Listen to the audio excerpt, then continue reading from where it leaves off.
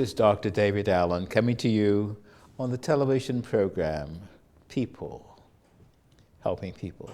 You know, in our Bahamas, we sometimes take people for granted. With me is someone you've met on the show before, Mr. Willam. Willam came to see me as a young man at 15 with his mother. I failed to help him, and he descended into severe vagrancy, street crime for 28 years. I failed. But in 2013, the same mother who kept praying for him brought him back to my family meeting on Blue Hill Road. I remember the day. And Willam has been with me since then. And now I understand he's starting his own program on the streets in Nassau. Willam, I want to congratulate you for being a model of young people. In fact, I suppose you know that many of them did not make it. Yes. And we remain silent for that. Yes. Many of the young men in your group did not make it. I thank God that He intervened to save your life.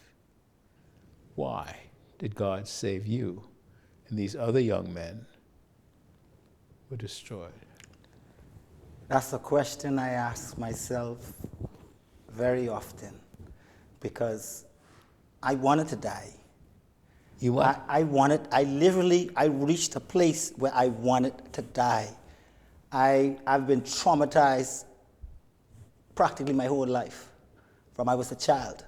I was abused by my father. I was abused by pedophiles. I was beaten many times.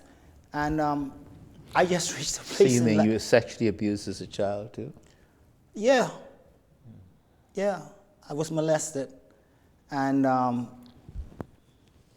that's how I got into womanizing. Because I had to prove I wasn't a sissy, you know, and I hated homosexuals because of that. I always saw them as predators, you know. Which is not necessarily so. No. All well, I know homosexuals so are not now. predators. Right. In fact, heterosexuals can be predators Right. too, right? We just want to make sure we're not talking about gays and No. I'm just saying lesbians. because We're talking about people who have the tendency to be predators, whether Yes. they be gay or straight. Yes. Well, that's what I saw. That's what I felt from them. And so that was the reason why I had this animosity in my heart and this hardness in my heart, even towards people in authority, because of the way my father treated me. But why did God allow you to live with all the hell and pain you've been through, and many other guys died? Many of the guys I knew with you, they're gone. But Willam is still going. And not only that, you're carrying out the program we started on the street. In fact, now you're going more famous. You're starting your own program, Ain't about the Willam famous, Lund man, program. dog. Stop What that, man. allowed you to survive? What made you survive and other guys got knocked out or killed or died? Well, the simple answer is, and most people won't understand this, but the Most High God had a calling on my life. And I frustrated His grace for a long time. Everybody don't have a calling on their life? Yeah, I believe that. But I believe that the calling He had on my life was from birth. From I was a baby, my mom told me a story one time, because I asked her, the only thing I could remember as a baby was my mother leaving me in the hospital. And I asked her about that one day, and she said, your daddy was throwing you, he was a little tipsy, and he was throwing you up and down one day, and you fell and you hit your head. And so you had to go to the hospital and remain overnight for observation. That was my first bout with trauma.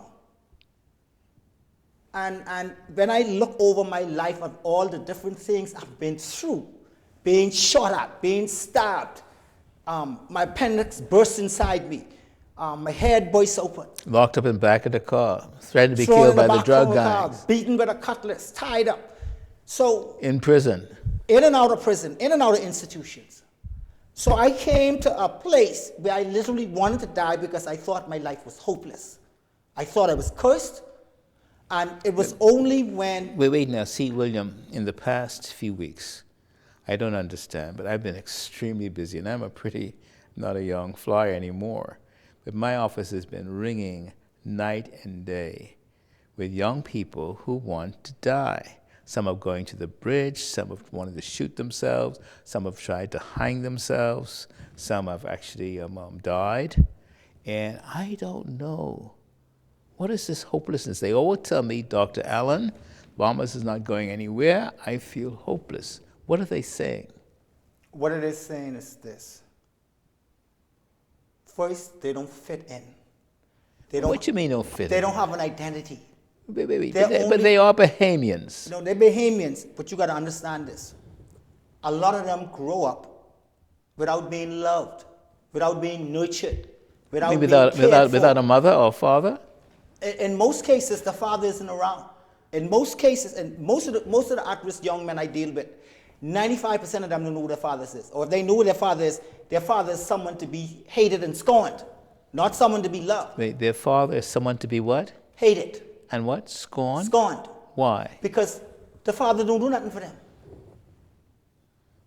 A lot of the fathers of the kids who I know, the fathers are into criminal activities. I'm not saying all, but quite a few of them are. Some of them just don't check for them. I know of a particular young man whose father, I won't call any names of course, is a prominent Bahamian businessman. But because he was born as a result of one of his sweethearts, and he said, but let dead things stay dead. In other words, the child feels like he's just someone dead to his father. His father don't acknowledge him, doesn't do anything, never did anything for him. But this gentleman's a person. Yeah. How could he be dead if he's a person? I say, as far as the father is concerned, he's dead. As far as the father's concerned, he's dead. Yeah. But the father does not have that power. He is not God. No. But that's just it. Plenty of people playing like God. When you but it's real, Dr. Allen. I mean, I mean to laugh, but it's real. A lot of kids do what they do because they're disconnected. Now, are you going to say, William, that the young men who are just beeping me or lighting up my phone all the time and challenging issues, I just have to pray. My wife knows this. I live a very challenged life. Sometimes the past few weeks have been very hard in the Bahamas. They just don't see any hope. You're saying that's because of an absent father? No, I'm just saying. Are you making that correlation? Yeah, That definitely. hopelessness relates to the young man's life in the Bahamas, an absent father. Yes, and I'll tell you why. Because in our belief system of Christianity, Jesus taught us to pray, our Father, our source, our provider. They don't see that in their natural father. So when you come talk to them about Christ, you wonder why they don't come to church. They don't identify with a loving father. Wait, but you're not giving God a sex, eh? Doesn't father mean the person who cares for you? And if you don't have a father, it's like praying to your mother too? That too. But the reason why in the family he instituted father and mother, because the father has a role to play that the mother could never fulfill.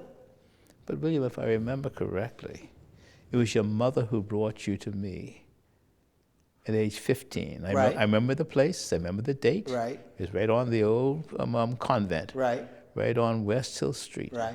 That mother.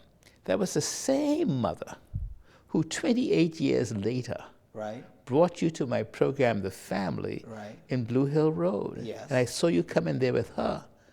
That same mother said she never stopped praying for you. True. What gave that mother the stickability over 28 years? We had gone away, spent time in America and come back, and she's still there believing that God was going to bring help to her son. And you were on the street, you've been to prison. What is that, a mother's love? Or is that God in the mother? Both. Explain. My mother never stopped praying for me, but there came a point in time where she had to release me.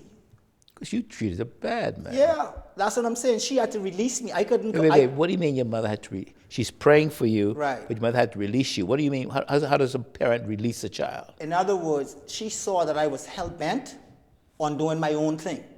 She saw that there was nothing else she could do to help me So she just prayed, but she released me. I couldn't. Wait. I couldn't So come. I want to know, how does one pray and then release the child? She's praying for you, right? Right. But then you said she had to release you, even though she's praying for you. Right. Explain that for me, please. But see, here's what I'm saying. You may have to love someone from a distance, because in their frame of mind, they can't receive the love, the kind of love that you want to extend to them right then. So I couldn't receive and appreciate the love she was extending to me right then. So she had to release me and just use her prayers to keep me. So that meant I could no longer, because I would only take stuff at the house, so I was no longer welcome to the house. Not because she didn't love you, because she couldn't trust you. She couldn't trust me. And she knew that being around, it was going to destroy her peace of mind. So she had to release me and trust her Heavenly Father that in the right time, in the right season, He would bring me to that place.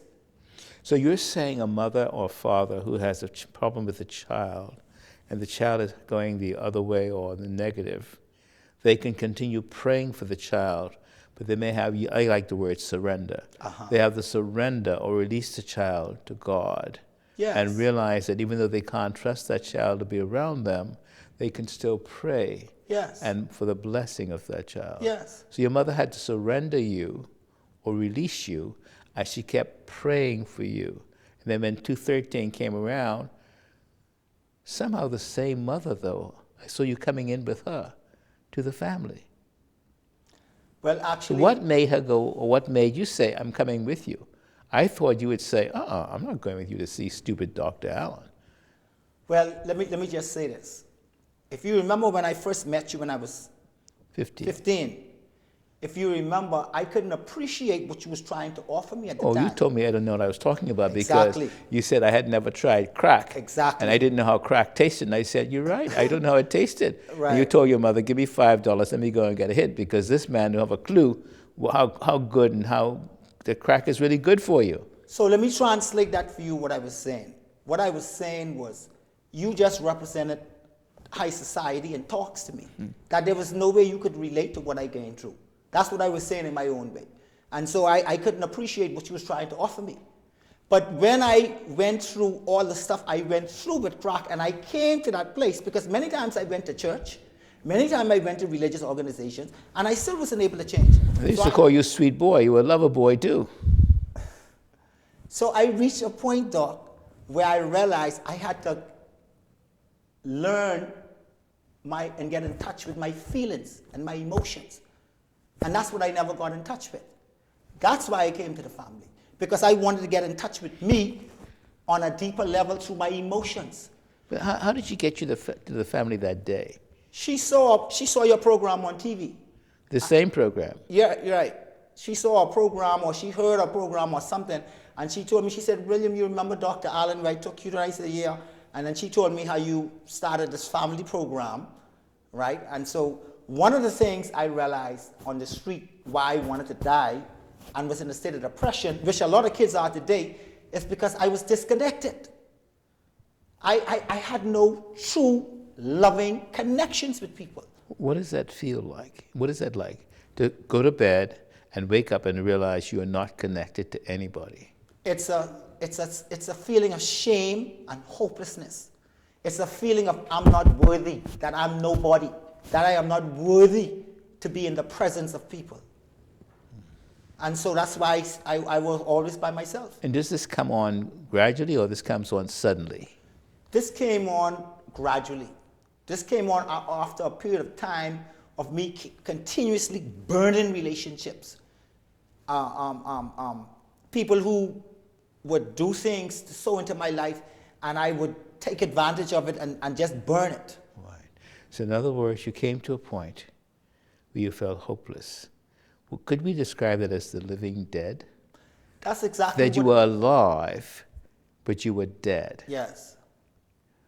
We're going to take a break and be right back.